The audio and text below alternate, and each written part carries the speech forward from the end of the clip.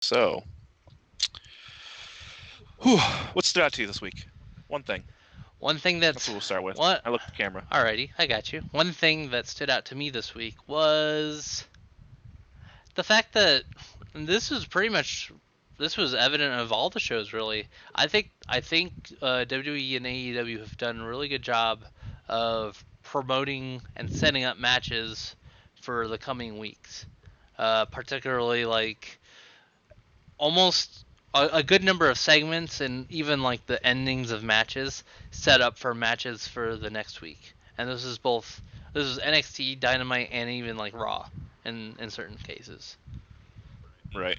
Dynamite's been doing that for as long as I can remember. Mm-hmm. It seems like Raw and Smackdown too is starting to pick up on that trend. It's kind of funny you mentioned that because I was thinking about this as they did Raw this week. So on Raw this week, they pretty much set up the entire Raw side of the SummerSlam card, Yep. right?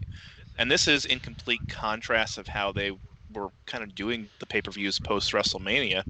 What was the one that was after WrestleMania? It was Backlash, maybe? Uh, I don't remember the name of which one it was. Money. I Um, want to say Money in the Bank was actually.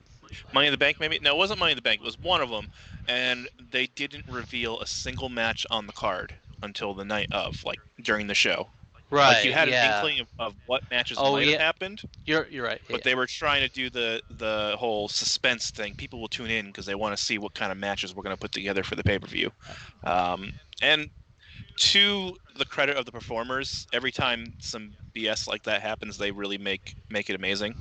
So all the pay-per-view shows have been awesome despite the surprise booking, the not really having a long-term storylines built or having just a couple and then kind of throwing the rest together. So in that respect, I thought that was funny you mentioned that. But yeah, Raw, they pretty much set the entire SummerSlam card, right? Mm-hmm. We talked about it last week that I said, okay, I think, what I want to see on Raw Monday is I want to see Drew get rid of Dolph and then have Randy Orton pick up. And what happened on Raw? Drew got rid of Dolph and then Randy Orton RKO'd Drew, right? Yep. And that's the SummerSlam match, Yeah. you know. Yeah. And I like predictability. Um, Not, I mean, I don't like. It's not that I don't like unpredictability. I like that our stories make sense, and in the context of wrestling, Randy Orton wanting he's the WWE champion, right, or Universal? No, he's the WWE Yeah. champion. I think there's two titles. In the context of the universe, Randy Orton should want the title, and he should be going after it because he's the top star. Mm-hmm. So it's finally nice that that is making sense. And then I can't remember what else they set up. I guess they set up Shayna and Nia for the pay-per-view, Yeah. right? Because they just had to pull apart Brawl. Yeah. Or Um, at least for a future match in general yeah, for sure. Yeah. Yeah. future match in general, right? And I thought, and we were talking about it Monday night. I was like, are they really going to give this match away first time, quote unquote, first time Right. ever? Right. Gosh, I was going to say that right, but they pull apart Brawl instead of the match. So there's a little bit of intrigue, even if I know Nia's not everyone's favorite performer. I think Nia and Shayna can have some fun. I mean, they're just two big hard hitters, which I think it's different for the women's division Mm-hmm. because we'll put the big guys in the men's division all the time, but having the hard hitters in the women's division go and get it, you Yeah. know. For sure. I was checking real quick, and the pay per view after WrestleMania was Money in the Bank, but I don't blame you for not remembering. And in fact, to your point, you're right. Like from what I remember of the way that they built Money in the It Bank, may have been the one after Money in the Bank. because what they did was they did all the hype about the fact that they're because of the pandemic and having to change everything up. They changed like where they changed obviously where they were doing it from. Then they did the whole change of the style of the match, where instead of it just being a ladder match or two ladder matches rather, they had made the big hype about it being at the headquarters. Corporate Yeah, the corporate headquarters, head. yeah. Yeah, yeah. So they Climb the corporate so ladder. they built that whole thing around that, and then they had the undercard matches. But I don't even remember most of what happened on the undercard. I barely remember the pay-per-view, except for the fact that Maybe I'm thinking the pay-per-view before WrestleMania. I know there was a pay-per-view specifically that WWE tried the tactic of let's not book any matches, and we'll just say tune in and see what happens. Maybe Backlash was in June, and it was immediate. It was the week after Takeover in Your House, which, and again, this was a couple pay-per-views. it was like I don't remember which one on top Well, of my head, and this is how prepared we were for this. It was either Fastlane or well, Backlash, and I yeah, can't remember which but one no, it was. I know what you mean. Yeah, Either way, like a specific they concerted didn't. effort by WWE to do surprise booking to generate buzz, and it Yeah, no, I like yeah. I know Backlash was good. Even Fastlane was good, right? Hmm. Whatever the other pay-per-views in between, because WWE is a pay-per-view every 3 weeks, it seems. They've all been good, and I think it's a really credit to the talented performers they have on the roster. Yeah. Okay. So what stood out to you then this week? So I think we have to talk about that MJF promo. It's kind of funny because going into Wednesday night, I don't remember. I don't even remember what it was on Raw anymore. But I had made a note for myself that something on Raw was going to be, my one thing, or maybe it was something even on SmackDown because I was thinking about.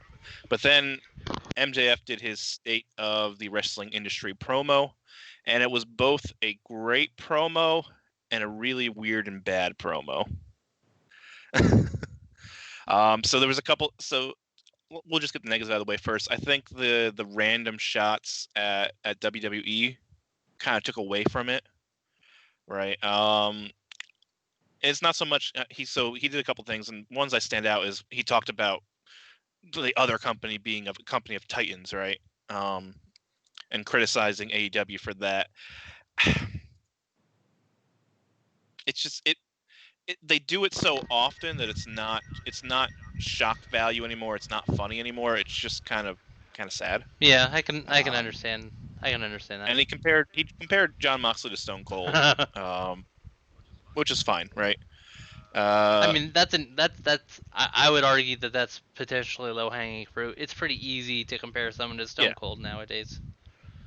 right. Especially with Kevin Owens just trying to be Stone Cold Yeah. in WWE. But and then of course the ending where he wanted to announce his candidacy as the new champion. That was a little. So a lot of MJF's promo was good, and a lot of it felt like someone else wrote it, and it was so weird. And I know, at least based on what AEW said, that the actors, the wrestlers, gosh, the performers write their own promos, and they, Yeah. but it just felt like someone else was writing it, and it was so weird. Yeah. And then the other weird part about it, and then we'll get to the good because this is what this is really about. Um, it felt like that he really should have been cutting the promo on anyone but John Hmm. Moxley, right? Because John Moxley is not an establishment character, right? He's anti-establishment, anti-authority. He's not running the place; he just has the belt, right? Hmm. And so MJF criticized John for being a dictator, from running the company, for pushing other former WWE stars. Although, I mean, Brian Cage is not a former WWE star.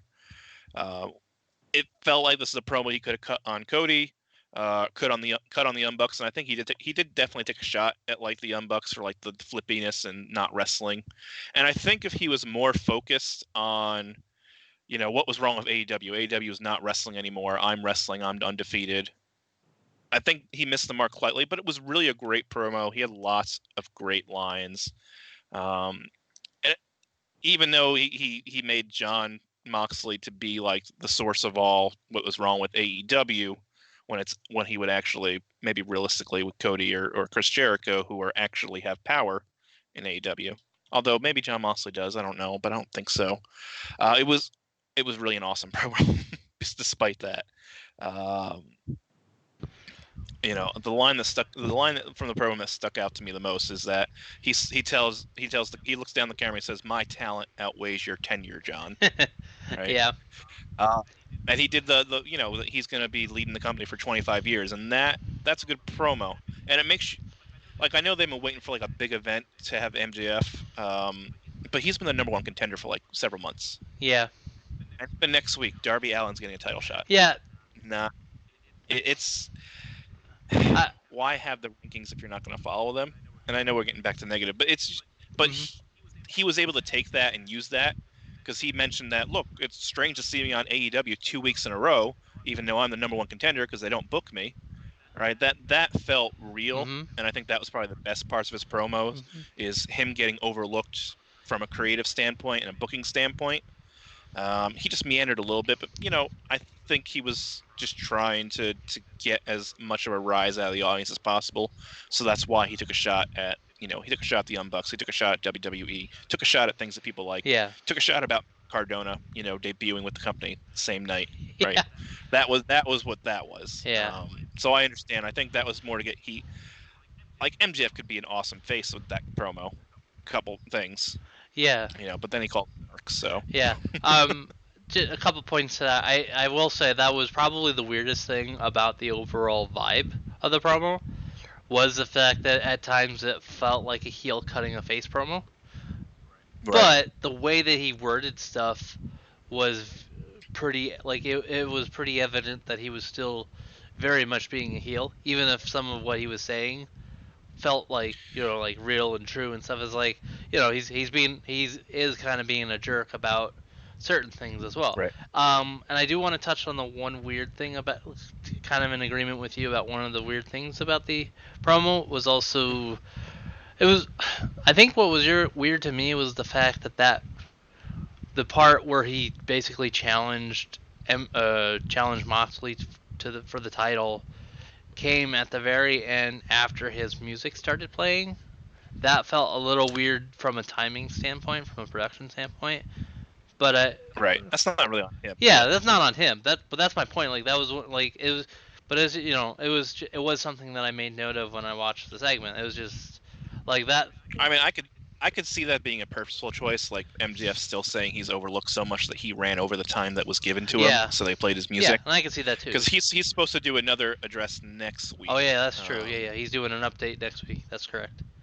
Yeah. Which also goes back to my point about them setting stuff up because by at the end of the night they quickly ran down the matches set up for next week, Yeah. and they mentioned the updates. Like again, they're building stuff up, which is fine. He needs to be the focal point of the show if he's going to be the number one contender. Yeah. And honestly, hopefully he takes the title. Moxley doesn't need it. Yeah. It's time for AEW to start building new stars. Like, I'm happy that Darby Allin's getting focus again because he's like a new star, but he's not the guy who's going to carry the company. It's really going to be MGF. Yeah. I guess one last thing is kind of this AEW.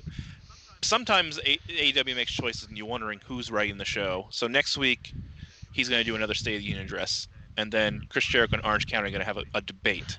And they're really leaning into this presidential imagery for some reason. Yeah. I'm actually with you on that one. That the setup for the debate is a little confusing to me because I'm not quite sure I get it. Right. If it's going to be MJF taking the presidential imagery, then just have him have it, and then we don't need to have a debate between Orange Cassidy and Chris Jericho. Orange Cassidy doesn't speak. Yeah. At least as far as I know, the character doesn't speak. Which I have a feeling that's going to be like the crux of the whole segment is. Or his character's going to start speaking. I mean, Well, it's just I get like it's just one of those things that is a little weird because it's like you said they're doing two similar segments in a way. Yeah. And also the fact that I do feel like the reason that they're doing we'll get a presidential debate Friday Night Smackdown this week. I'll tell you that. That's going to happen. You know what's going to happen? It's going to be Tamina and who are the other three women in the karaoke thing? The karaoke women are just going to do a presidential debate. We'll see. For some reason, we've regressed on. Well, I think the way that they're going at this rate, what might happen is Vince might get really confused and think that it's already November, so he'll have someone that looks like Trump and someone that looks like Biden face off on like Raw or something. Well, that'll happen too. Yeah, the presidential. Since they're not having a debate, they're gonna have a wrestling match. I know they'll do it again, probably. But yeah. All right. But yeah, that was my one thing as we kind of meandered through it.